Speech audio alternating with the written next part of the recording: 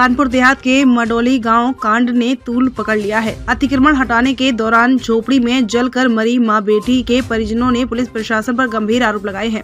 पीड़ितों का कहना है कि गांव के कुछ लोगों की शिकायत पर प्रशासन ने उनका पक्का मकान गिरा दिया था। बेघर होने के बाद उनका परिवार जानवरों सहित जिला अधिकारी नेहा जैन के बंगले पर न्याय की गुहार लगाने पहुंचा, लेकिन वहां पर एडिशनल एसपी घनश्याम चौरसिया हमें मारने दौड़े और यह सब कुछ डीएम के इशारे पर हुआ। घटना के बाद पीड़ित परिवार के बेटे शिवम दीक्षित ने रूरा थाने में एक एफआईआर दर्ज करवाई। इसके अनुसार फरियादी के दादा और घर के वर्तमान मुखिया कृष्ण गोपाल दीक्षित के पिता ने करीब 100 साल पहले एक बगीचा विकसित किया था। उसी जगह पर तकरीबन 20 साल पहले उन्होंने अपना पक्का मकान बनवाया था। बिना नोटिस के तोड़ डाला था घर। 14 जनवरी को मैथा तहसील के एसडीएम तहसीलदार कानूनगो और लेखपाल स्थानीय रूरा थाने के प्रभारी दिनेश कुमार गौतम के साथ अचानक घर के बाहर आ धमके। उनके साथ 15 सिपाही और एक बुलडोजर भी था। इसके बाद पुलिस प्रशासन के अधिकारियों ने बिना किसी पूर्व नोटिस और सूचना के ही उनका घर गिरा दिया। इस कार्रवाई से बेघर परिवार किराए के लोडिंग वाहन में अपने मवेशियों को भरकर जिलाधिकारी नेहा जैन के कार्यालय जा पहुंचा, लेकिन वहां डीएम और एडीएम ने गुहार ना सुनते हुए उल्टे पीड़ित परिवार के खिलाफ ही अकबरपुर थाने में केस दर्ज करवा दिया। साथ ही जेल भेजने की धमकी देकर जिला मुख्यालय से गांव भगा दिया। इस दौरान एडिशनल एसपी घनश्याम चौरसिया ने कृष्ण गोपाल दीक्षित के परिवार से धक्का मुक्की की। पीड़ित के अनुसार यह सब डीएम के इशारे पर ही हुआ, बिना किसी को सचेत किए गिराई झोपड़ी। इसके बाद से बेघर परिवार की कोई सुनवाई नहीं हुई है और अल्टीमेटम देकर गए। पुलिस प्रशासन के अधिकारी 13 फरवरी को दोपहर 3 बजे फिर वापस आए। झोपड़ी हटाने की कार्रवाई शुरू कर दी। जेसीबी ड्राइवर ने सुनियोजित तरीके से अधिकारियों के इशारे पर बिना किसी को सचेत किए फूस की झोपड़ी को गिरा दिया, जबकि शिवम दीक्षित की मांग प्रमिला बहन नेहा और पिता कृष्णपाल दोपहर में अंदर आराम कर रहे थे। एसडीएम के कहने पर लेखपाल ने लगाई आग। लेखपाल अशोक सिंह ने झोपड़ी में आग लगा दी और एसडीएम यह कहते नजर आए कि आग लगा दो, कोई बचने न पाए और देखते ही देखते घास फूस के छप्पर ने आग पकड़ ली। परिवार के मुखिया कृष्ण गोपाल दीक्षित और बेटा शिवम जैसे तैसे बाहर निकलने में कामयाब रहे, लेकिन उनकी पत्नी प्रमिला और बेटी नेहा आग में जलकर राख हो गई। 22 बकरियों की भी मौत। एफआईआर के अनुसार रूरा थानाध्यक्ष दिनेश गौतम और अन्य 15 पुलिस कर्मियों ने बाहर बचकर निकले पिता और बेटे को आग में फेंकने की कोशिश की। इस पूरी घटना में मां बेटी समेत 22 बकरियों की दर्दनाक मौत हो गई। सपा ने बीजेपी को घेरा। इस घटना को लेकर समाजवादी पार्टी के राष्ट्रीय अध्यक्ष व पूर्व मुख्यमंत्री अखिलेश यादव ने अपनी समाजवादी पार्टी के ट्विटर हैंडल को रीट्वीट किया। ट्वीट में लिखा है, मृतक का बेटा नाम लेकर प्रशासनिक अधिकारियों के दोषी ठहरा रहा है। आप लोग हत्या की साजिश, वसूली, धमकाने जैसे संगीन धाराओं में दोषी इन सभी अधिकारियों पर मुकदमा लिखकर कब जेल भेजेंगे? जब से नए कमिश्नर आए हैं, नोएडा जैसी वसूली और जमीन के धंधों में जुटे हैं। हंगामे के बाद एफआईआर। बता देंगे, कानपुर देहात में हुई हृदय विदारक घटना के मामले में करीब 6 घंटे हंगामे के बाद रूरा थाने में मैथा तहसील के एसडीएम ज्ञानेश्वर प्रसाद, रूरा थाना एसएचओ दिनेश कुमार गौतम, लेखपाल अशोक सिंह, जेसीबी ड्राइवर दीपक, मडोली गांव के ही रहने वाले 4 लोग अशोक दीक्षित, अनिल दीक्षित, निर्मल दीक्षित, विशाल और 10-12 सहयोगी अज्ञात समेत 3 अन्य लेखपालों के खिलाफ 302, 307 सहित आधा दर्जन धाराओं में केस दर्ज हुआ है। साथ ही 12 से 15 महिला पुलिस वालों पर कुल 6 धाराओं 302, 307, 436, 429, 323, 34 में एफआईआर दर्ज की गई है। क्या है पूरा मामला? गौरतलब है कि कानपुर देहात के रूरा थाना इलाके के मडोली गांव में बीते सोमवार को पुलिस फोर्स के साथ तहसील प्रशासन ग्रामीण कृष्ण गोपाल दीक्षित के यहां अवैध अतिक्रमण हटवाने बुलडोजर लेकर पहुंचा था। उसी समय झोपड़ी में अचानक आग लग गई। इसमें कृष्ण गोपाल दीक्षित की पत्नी प्रमिला दीक्षित और उनकी बेटी नेहा दीक्षित जिंदा जल गई। अब इस पूरे मामले की जाँच जारी है। क्या नाम है भैया? शिवम दीक्षित। शिवम, ये कौन सा गाँव है? मड़ौली। क्या हुआ है शिवम? यहाँ पे एसडीएम, एसओ, लेखपाल, कानूनगो और यहाँ के कुछ गांव के गुंडे आके यहाँ पे जो हमारा बंगला था गिरा दिया।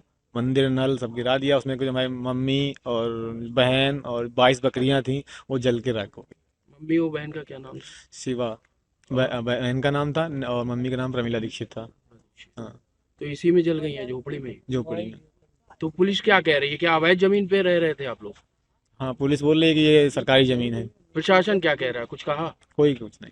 कोई नहीं। एसडीएम मैथा आए थे क्या? जी, एसडीएम मैथा आए थे। मैथा कितने साल? उन्होंने ही गिरवाया है सब। आप लोग कितने साल से आ रहे थे? 125 साल से। 125 साल से। हाँ। सिर्फ यही गिराने आए थे कि और भी गिराया? यही गिराया। यही गिराने आए। अब कोई कुछ कह रहा है आपसे, कोई आया अभी मौके पे? कोई नहीं। एसपी आए थे, उन्होंने बात की और बस चले गए वो भी। हाँ, ये 14 तारीख को गिरा, 15 तारीख को गिराया था शायद, जनवरी को। कहाँ शिकायत करी थी आप? ये हम वहाँ गए थे डीएम के यहाँ, गए, वहाँ कुछ नहीं हुआ।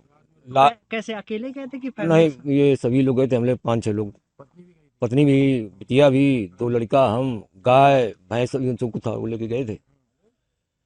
कुछ नहीं कहा, वो जो है एडिशनल एसपी ने जो है लड़का को मारने दौड़े, दबाव बना के भगा दिया। डीएम ने क्या कहा? डीएम आई नहीं, और डीएम के ही मतलब ये इशारे से सब कुछ हुआ। ये जो कुछ हुआ, हाँ, डीएम के ही इशारे से हुआ है सब कुछ। ये क्या सरकारी जमीन है क्या? ये हमारी जो 150 वर्ष पुरानी पुश्तैनी जगह है, बाबा के जमाने से उसमें बाग लगा था। ये नदियाँ आ जाए, गिर जाते रहे, लगावत रहे, हमारे पास जगह है नहीं, तो पुश्तैनी जगह तो हमने जो है अपना जानवर वानवर के चक्कर में, और लड़का यहाँ रहने लगा। वो तो जानवर भी जले हैं? जानवर नहीं जले, बकरी हमें मालूम नहीं जली। अब उनकी भाई का तो यही कहना है, लेकिन नॉर्मली एंक्रोचमेंट जब हटाते हैं प्रशासन के तरफ से वीडियोग्राफी वगैरह भी होती है, तो हमने उनसे सारे वीडियो वगैरह मंगवा लिया है। अभी तक नहीं आए, जब आ जाएंगे तो उसको देखेंगे, अगर उसमें वो पता ही चल जाएगा। अगर जिनका भी गलती है उसके आधार पर हम लोग विधिक राय, मतलब विधिक कार्रवाई करते हुए कड़ी कार्रवाई करेंगे। गांव में शांतिपूर्ण है? शांतिपूर्वक व्यवस्था है, आप देख सकते हैं, और गाँव वाले बहुत सहयोगिता कर रहे हैं, और फिलहाल स्थिति बिल्कुल सामान्य है। थोड़ा सा आक्रोशित तो है ही, क्योंकि दुखद घटना हुई है, लेकिन बिल्कुल स्थिति सामान्य है, और मैं मौके पर हूँ, और बाकी सक्षम अधिकारी मेरे जितने भी हैं सभी मौके पर। कोई लेखपाल भी आया था, ऐसी सूचना है? हाँ, थोड़ा सा अभी सूचना हमें मिली कि जो लेखपाल जो आए थे एसडीएम मेहता के साथ, तो उनका भी थोड़ा सा वो भी चोट लगी है उनको, और एसओ जो रूरा है वो आए थे, उनको भी इनके बचाने हेतु जब अपना व्यवस्था कर रहा है तो उनके हाथ थोड़ा सा जले, और उनका भी चिकित्सा हो रही है। मतलब पुलिस ने बचाने की कोशिश की? हाँ बिल्कुल, एसओ रोरा ने बचाने की कोशिश की, और उनके हाथ जले हैं, और उनकी ट्रीटमेंट चल रही है। हुई है, बहुत ही दुखद घटना है इस पे, और पूरा परिवार के साथ संवेदनशीलता सभी लोगों का है। और आप देखेंगे तो यहाँ पे सभी लोग हैं इसमें, उस परिवार के इसको देखते हुए। और इसका जो घटना घटी है, क्या घटनाक्रम रही है और क्या इसके लिए कारण रहे हैं और कैसे ये घटना हुई है, उसके लिए जो है जांच कराई जाएगी, और इसमें जो भी दोषी होगा तो उनके खिलाफ सख्त कार्रवाई की जाएगी, और जो भी मदद उस परिवार को मिलना चाहिए, देना चाहिए, वो भी जो है प्रशासन और शासन के द्वारा जो है वो सभी मदद जो है उस परिवार को उपलब्ध कराया जाएगा।